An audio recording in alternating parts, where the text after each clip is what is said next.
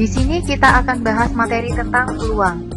Sebelum kita masuk ke materi peluang, mari kita ketahui sejarah tentang peluang. Teman-teman semua, apakah kalian tahu sejarah tentang peluang? Oke, di sini saya akan menceritakan sejarah munculnya teori peluang. Teori peluang muncul dari inspirasi para penjudi yang berusaha mencari informasi bagaimana kesempatan mereka untuk memenangkan suatu permainan judi. Girolamo Cardano pada tahun 1501 hingga 1576, seorang penjudi dan fisikawan, adalah seorang pertama yang menuliskan analisis matematika dari masalah-masalah dalam permainan judi. Teori ini segera menjadi cabang matematika yang digunakan secara luas. Teori ini meluas penggunaannya dalam bisnis, meteorologi, sains, dan industri. Misalnya, perusahaan asuransi jiwa menggunakan peluang untuk menaksirkan beberapa lama seseorang mungkin hidup. Seorang dokter menggunakan peluang untuk memprediksikan kesuksesan sebuah pengobatan, meteorologi untuk memprediksikan cuaca, dan PLN untuk merencanakan pengembangan sistem pembangkit listrik.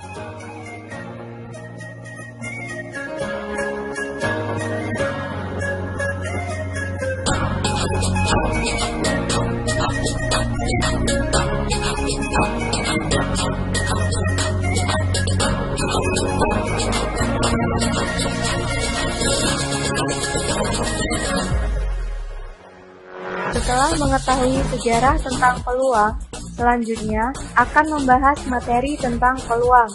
Apakah kalian tahu pengertian dari peluang? Peluang adalah kemungkinan terjadinya suatu peristiwa atau kejadian, di mana nilai peluang suatu kejadian A lebih dari sama dengan 0, kurang dari sama dengan 1. Jika nilai peluang suatu kejadian A sama dengan 1, disebut kejadian pasti. Sedangkan jika nilai peluang suatu kejadian A sama dengan 0, disebut kejadian mustahil. Selanjutnya, ruang sampel. Ruang sampel adalah kumpulan atau himpunan semua hasil yang mungkin muncul pada suatu percobaan, dilambangkan dengan S atau dibaca semesta. Selanjutnya, titik sampel. Titik sampel adalah anggota-anggota dari ruang sampel. Banyaknya anggota atau titik sampel suatu ruang sampel dinyatakan dengan NS. Misal, dilakukan percobaan dalam sebuah pelemparan dadu. Tentukan ruang sampel dan titik sampel. Ingat, pengertian dari ruang sampel yaitu himpunan semua hasil yang mungkin muncul pada suatu percobaan. Jadi, himpunan semua hasil yang mungkin muncul pada percobaan pelemparan dadu diperoleh ruang sampelnya yaitu anggota dari himpunan angka 1, 2, 3, 4, 5, 6. Angka-angka tersebut diperoleh dari angka yang ada pada sisi-sisi dadu. Selanjutnya, titik sampel, yaitu anggota dari ruang sampel, sehingga titik sampelnya diperoleh 1, 2, 3, 4, 5, dan 6. Sehingga banyaknya ruang sampel yaitu ada 6.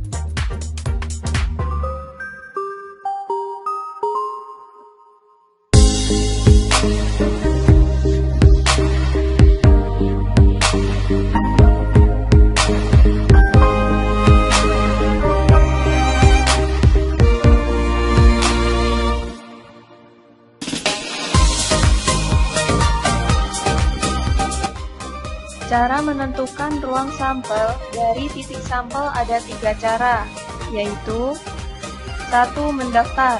Mendaftar yaitu menentukan ruang sampel dengan cara mendaftarkan hasil dari titik sampel.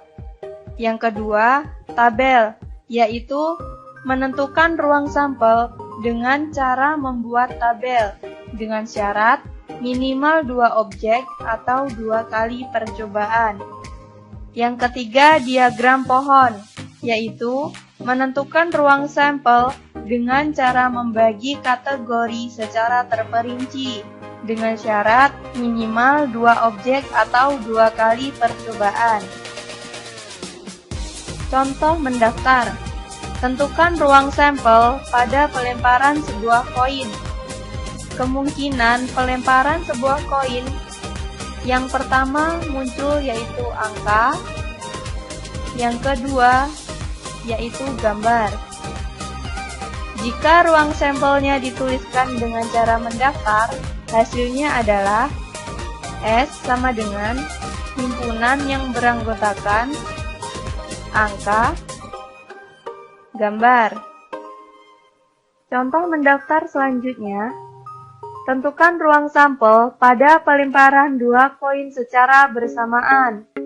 Kemungkinan pada pelemparan 2 koin secara bersamaan, kemungkinan pertama, pada koin pertama muncul angka, dan pada koin kedua muncul angka.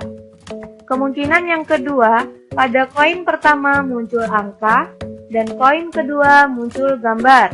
Kemungkinan yang ketiga, pada koin pertama muncul gambar, dan pada koin kedua muncul angka. Kemungkinan yang keempat, pada koin pertama muncul gambar, dan pada koin kedua muncul gambar. Sehingga dapat diperoleh angka-angka, angka gambar, gambar angka, gambar-gambar. Jika ruang sampelnya dituliskan dengan cara mendaftar, hasilnya adalah S sama dengan himpunan yang beranggotakan angka-angka, angka gambar, gambar angka, gambar-gambar. Contoh mendaftar. Tentukan banyaknya anggota ruang sampel dari pelemparan 2 buah dadu secara bersamaan. Penyelesaian. Misalkan kita tulis titik sampelnya A, B, di mana A adalah angka pada dadu pertama dan B adalah angka pada dadu kedua. Maka himpunan semestanya dapat kita tulis 1, 1.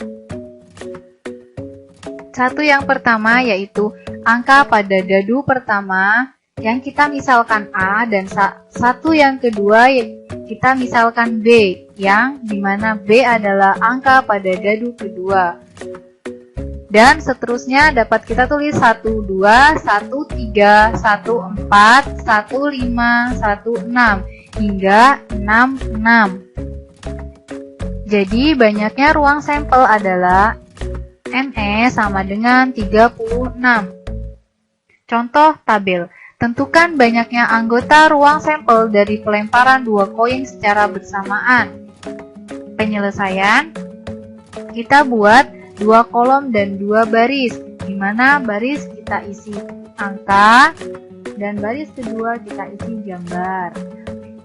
Di mana angka dan gambar didapatkan dari koin pertama.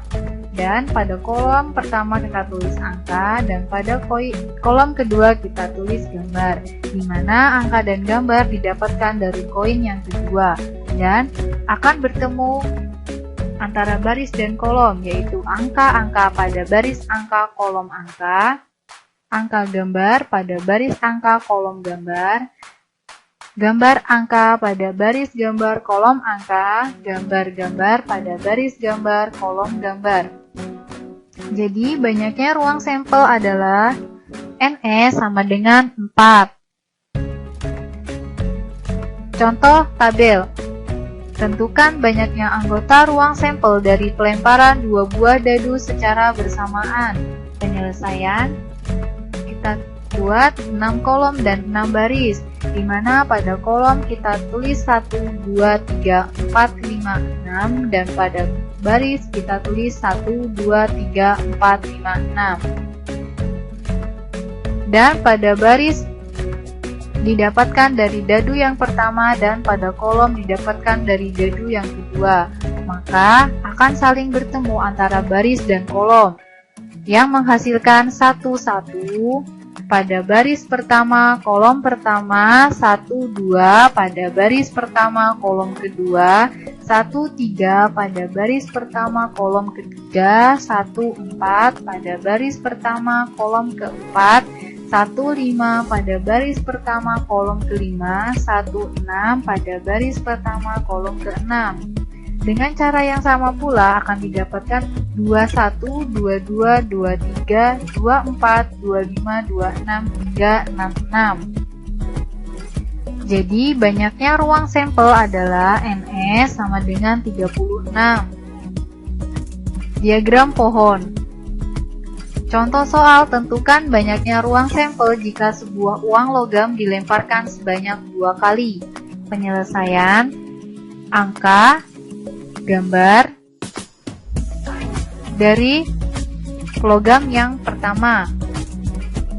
Dan kita tulis angka gambar pada angka dan angka gambar pada gambar yang didapatkan dari kelemparan yang kedua, dan menghasilkan angka-angka, angka gambar, gambar angka, gambar gambar.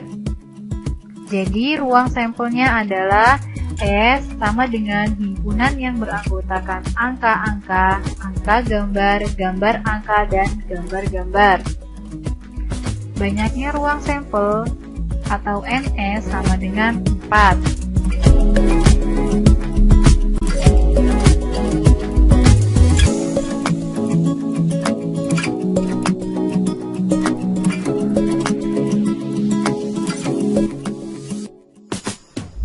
Peluang suatu kejadian A merupakan perbandingan antara banyaknya kemungkinan kejadian A dengan banyak ruang sampelnya. Dituliskan PA sama dengan NA per NS. Keterangannya, PA adalah peluang kejadian A, NA adalah banyaknya kemungkinan kejadian A, dan NS adalah banyaknya ruang sampel.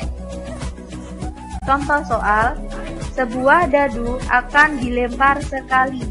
Peluang munculnya bilangan prima adalah, ingat, rumus dari peluang suatu kejadian A, yaitu PA sama dengan NA per NS, sehingga kita harus mencari terlebih dahulu nilai dari NA dan NS-nya. NS sama dengan total semua kemungkinan, yaitu ada 6. Kenapa ada 6? Karena diperoleh dari angka yang ada pada sisi-sisi dadu, yaitu angka 1, 2, 3, 4, 5, dan 6, sehingga diperoleh NS-nya sama dengan 6. Selanjutnya NA sama dengan banyaknya bilangan prima yang mungkin muncul, yaitu ada 3. Kenapa ada 3?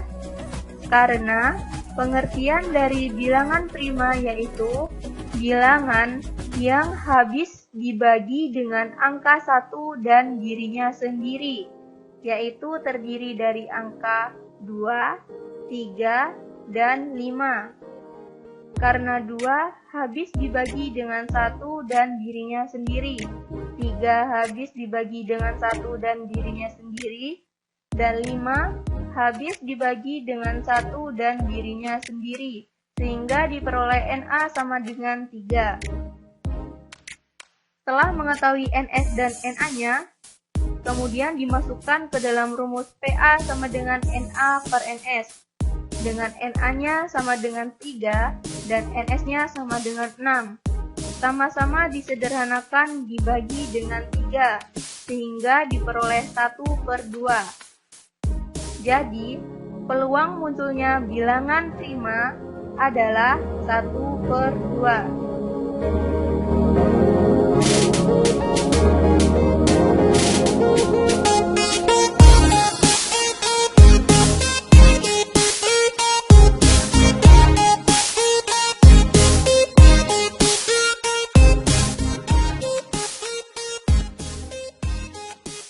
Materi selanjutnya yaitu tentang frekuensi harapan.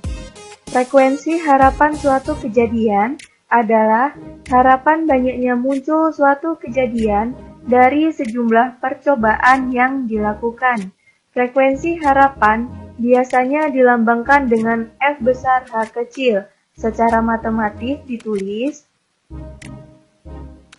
FH sama dengan PA dikali N, di mana PA adalah peluang kejadian A dan N adalah banyaknya percobaan.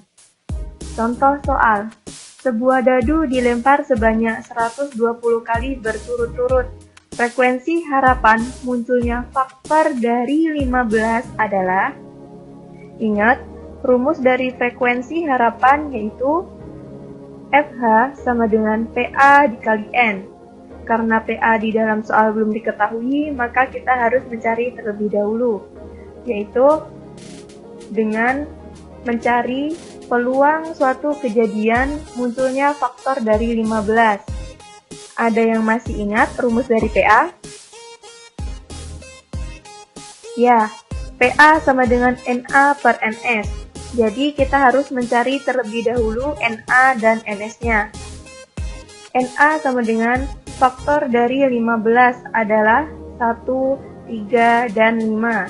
Diperoleh N, faktor dari 15 sama dengan 3. Sehingga NA sama dengan 3. Selanjutnya NS. NS sama dengan total semua kemungkinan, yaitu ada 6. Kenapa ada 6?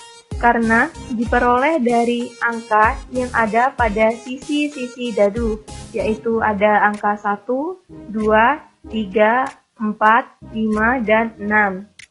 Sehingga NS-nya sama dengan 6. N, atau banyaknya percobaan, sudah diketahui di dalam soal, yaitu 120 kali.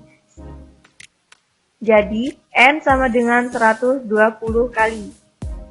Akibatnya, peluang faktor dari 15 sama dengan NA per NS. Dengan NA-nya tadi kita dapat 3 dan NS-nya kita dapat 6. Sama-sama disederhanakan dibagi 3, sehingga diperoleh peluang faktor dari 15 sama dengan 1 per 2. Setelah mencari peluang faktor dari 15, masukkan ke dalam rumus frekuensi harapan, yaitu FH sama dengan PA dikali N, dengan PA-nya 1 per 2 dan N-nya 120, sehingga diperoleh frekuensi harapannya FH sama dengan PA dikali N sama dengan 1 per 2 dikali 120 sama dengan 60 kali.